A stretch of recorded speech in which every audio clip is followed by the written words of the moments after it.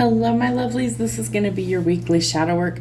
We're going to start with conversations with your inner self. Remember, if the reading fits, sit with the energy that it brings up, journal about it, or simply have that conversation with yourself.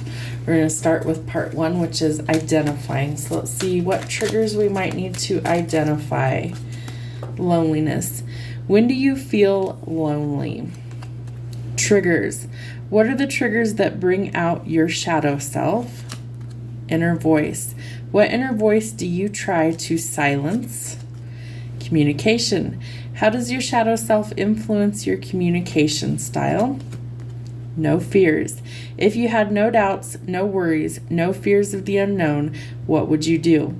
What would you do if you weren't afraid? The color of. What color is your anger? Why? True to self. Do you ever feel like you're not being true to yourself? And anxiety. How do you cope with anxiety? All right, let's see what we have from part 2, integrating or finding the balance. What do we need to know? Core values. What are your core values and why are these so important to you? Happiness. What makes you feel the happiest and how can you move toward that happiness right now? Feeling freedom. Think about feeling completely free. What images or memories come to mind? Forgiveness. How can you practice forgiveness towards your shadow self? Needs. What are needs that you have that have been neglected? And how can you establish your needs and standards more strongly in life? Playfulness. How can you bring playfulness to your life? 2 more. Emotional release. What activities help you release pent-up emotions and joy? Think of a time when you felt a spark of joy and inspiration. Where were you and what were you doing? So those might be some things to help you guys start your shadow work. All right, you guys know I like to start with the shadow side, the side that we keep hidden. Let's see what we need to know for our shadow work this week. What's hidden that we need to bring to light? What is hidden from us? All right. So we start out with the 10 of coins, the 10 of serpents in this deck. So you might be making some poor business decisions, poor financial decisions. You might be in a place of kind of financial loss or ruin that we need to establish some boundaries. You do need some balance. So something's definitely imbalanced right now. Could definitely be that you're neglecting maybe bills or maybe you're unable to pay those right now. And we do need to make a decision and carefully plan about the future. I also feel like you need some confidence and maybe that's what's lacking. That's what's causing some issues. And you could also be dealing with somebody who's kind of a tyrant.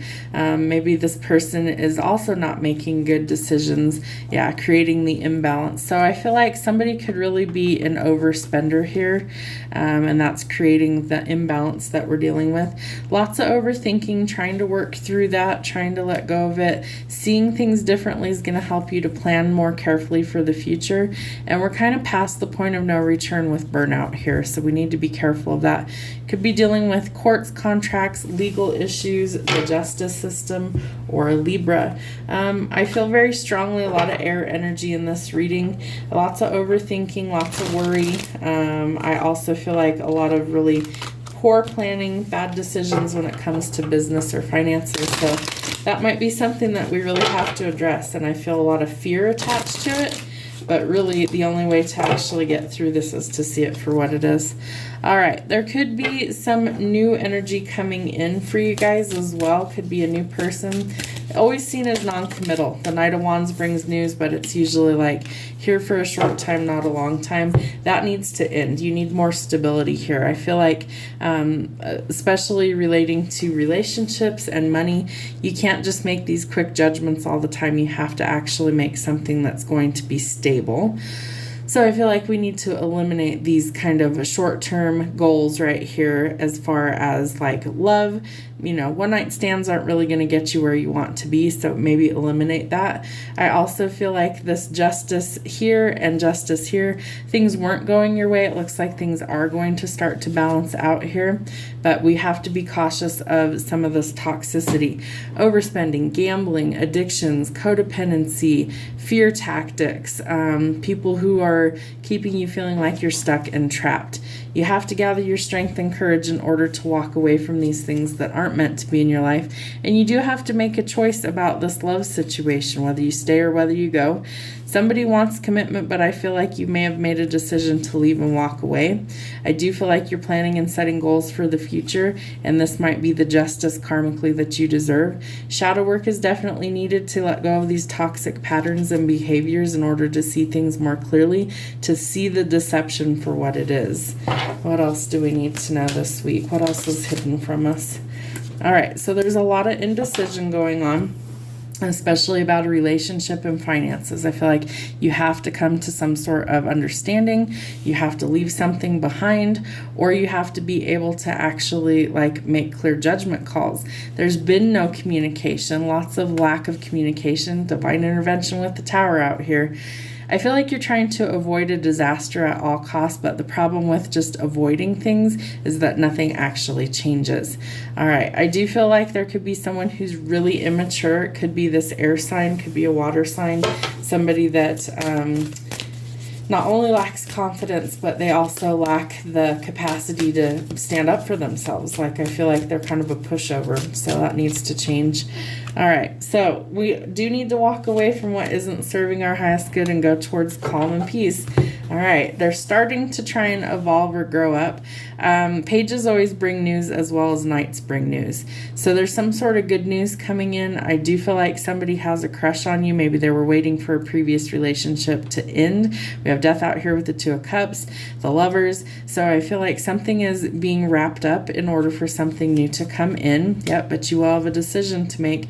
You have to see the truth for what it is. The Tower is coming to change things because they won't move otherwise. You have to trust your intuition. If something doesn't feel right, it probably isn't. What else do we need to know? You've been disappointed a lot in love. You've also felt very weak. And I also feel like you haven't shifted your perspective, and that's what's going to change your mind. The Eight of Coins, or the Nine of Coins.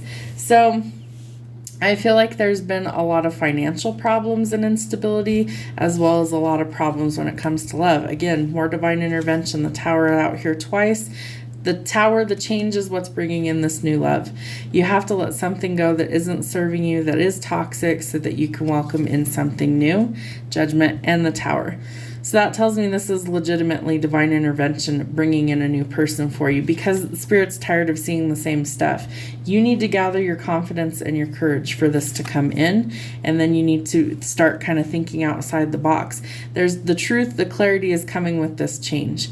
Once the ending happens, I feel like the change happens. You start to see things differently, and this new person or opportunity comes in. Could lead to your wish fulfillment. Again, divine intervention bringing in your forever person, but you're what's keeping you stuck. So you've got to be willing to take a leap of faith and try new things. The Fool being out here tells us it is a new person coming in, but we first have to let go of the old ways of doing things and the toxicity, the negativity, in order to get to this new beginning. You have the Fool and you have the Ace of Cups as well as the Ace of Swords, telling us that it is divinely guided. With Judgment being out here, these things have to change to get you to your next chapter. Have a great week. We'll see you soon.